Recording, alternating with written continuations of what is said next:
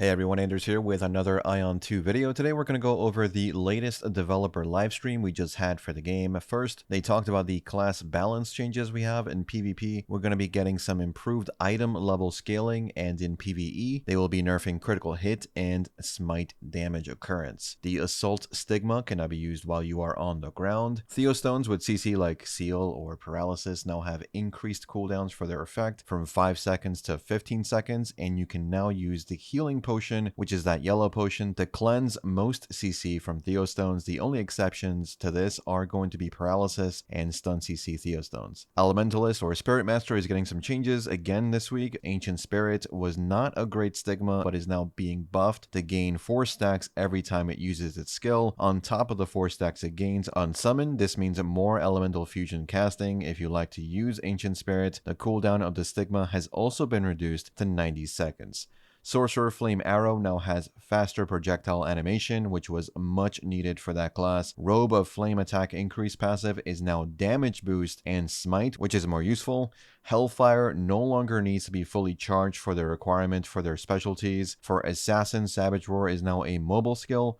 Heart Gore is now a mobile skill as well, and now has Ignore, Block, and Evasion, and lands as a critical hit. Shadowfall has a new animation for CC immune targets. Throw Shadowblade Stigma was completely reworked. Smoke Bomb now has a 60-second cooldown and a cooldown reduction per level, as well as increased AoE. For Ranger, a few skills got faster animations. Focused Eye Attack increase effect is now damage boost. Visal's Authority Specialty 4 is now damage boost as well. Deadshot had some specialty changes. Marking shot animation was improved and now has a new specialty for level 16 that ignores block and evasion and lands as a critical hit. Arrow Scattershot also has faster animations. I'll have the full breakdown of these class changes on the Discord if you're interested. For other changes, they are changing some boss mechanics so it's actually easier for melee classes. Crow Cave, Vagrant Sky Island, Fire Temple, and Ferocious Horn Den are all getting changes. For Transcendence dungeons, Shattered Arcanus, the last few stages will now make pillars disappear if the boss gets staggered mid-mechanic. Its damage has also been reduced. In Deus Research Base, they fixed a bug for the first boss that would sometimes place the lightning pole behind him when you brought him near a wall. For the second boss, the mines he places next to him have been nerfed, and you should have greater damage uptime as a melee DPS. The balance zone that drops will also now deal less damage in higher tier Transcendence dungeons. For Sanctuary, they removed the ad phase, and you can kill the first and second boss at the same time now. If you disconnect from the fight and are able to reconnect, your ticket will not be consumed and half the boss loot will be placed in your inventory. The pet soul merge that we had recently brought a big boost in everyone's stats and overall power level, which they did not actually mean to do, so they will be bringing nerfs to the pet system very soon. The nerfs will affect owned pet effects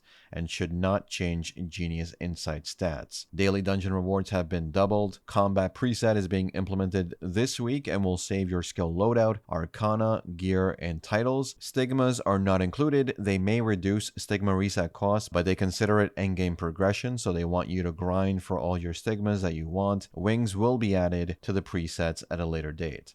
Legion or guild member limit has been increased to 128. It used to be 40. This is because we're expecting guild content in the near future. It will consist of 16-man content, but they're planning to make it casual. Legion bases will now also have a trading dummy. Storage limit has been increased to 400. In a party or alliance, you can still get loot if you're dead. The PvP kill challenge now also works on assists, so support classes have an easier time completing those. CAPTCHA is apparently hard to read for mobile users, so they're going to increase the size. The closet or wardrobe sync is coming next week. The dungeon party re-entry system is also next week, so you can stick with the same clear group and redo that dungeon if you want. They will be adding more red hidden cubes this week. Those are the ones that need keys. Abyss Field boss lag is being looked into. For me personally, it's a slideshow every time. It's more of a prayer if you can actually even hit the boss. So hopefully they improve the experience. For season 2, we have the Abyss server link, so you can see what server your faction will be fighting in the next season. We will have a new seasonal coin currency for Season 2. You can use your current entry tickets for Conquest and Transcendence dungeons for Season 2 content, so you can save them up right now. Probably a good idea to also save up your Odal energy if you're playing in Taiwan or Korea. The Battle Pass shop will last until 1 week after Season 2 starts, so you have until the end of the month. Ranks will now be high score based rather than cumulative to help newcomers compete late in the season. Season 2 Abyss point cap will be 3 million at the start and then increase by 500,000 every week. If you have any leftover Abyss point cap space from Season 1, this gets apparently added to your Season 2 cap. This allows you to catch up to those who have been playing longer. They also showed off new outfits we can expect for Season 2. These will come with an improved dye system as well, though they did not elaborate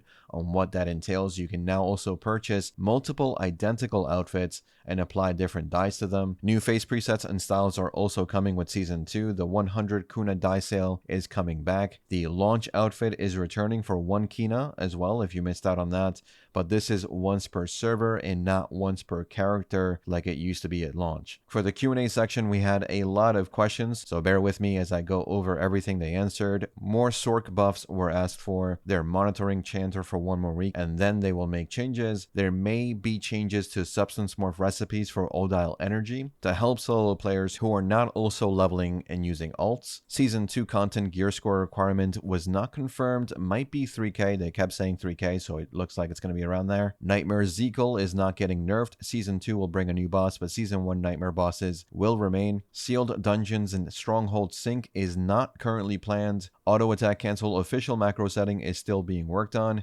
Max level cap increase will come with new zones, so not in Season 2. Abyss gear is getting those PvE nerfs, but we don't have the official numbers. They did say there will be a set effect involved, and the nerfs won't be as bad as they previously mentioned. A gear transfer system was also mentioned. Enhanced level and Soulbind will transfer completely to a new piece of same rarity gear. The first transfer is guaranteed, but subsequent transfers will be percent base, similar to gear levels. If it fails to transfer, you will lose the transfer materials, not the actual gear pieces. It is still being worked on, but sounds like an overall positive gear progression change, especially for free-to-play players. Field bosses will now drop artwork fragments for participating in their subjugation, and timers will be added for their spawns. 70% of the player base is male. New catch-up mechanics will be implemented during Season 2. A collaboration event is in the works and should be revealed this autumn. A player asked about what to do about someone grinding in the same zone in Abyssal Corridor. Abyssal Corridor is a PvE mini dungeon that you can enter for a short amount of time in Abyss. It's not a solo dungeon and you enter it through a node on the map. The player was asking if, for example, a ranger comes and outgrinds you in that dungeon, would this be considered griefing? The developers responded that it's just an unfortunate thing that happens to you, and I agree. There are 5 zones in Abyssal Corridor.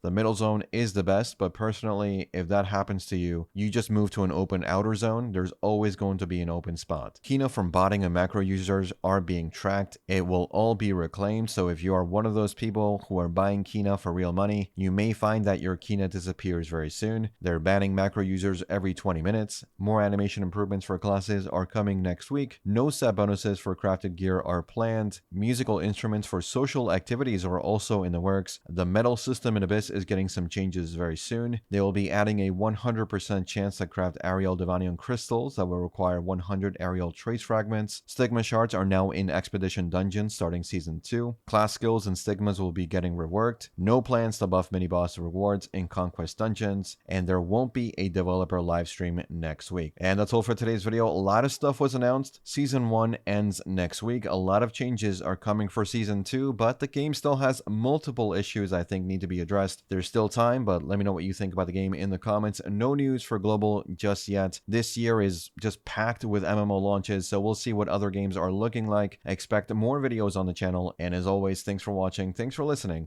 I'll see you all in the next one. Take care.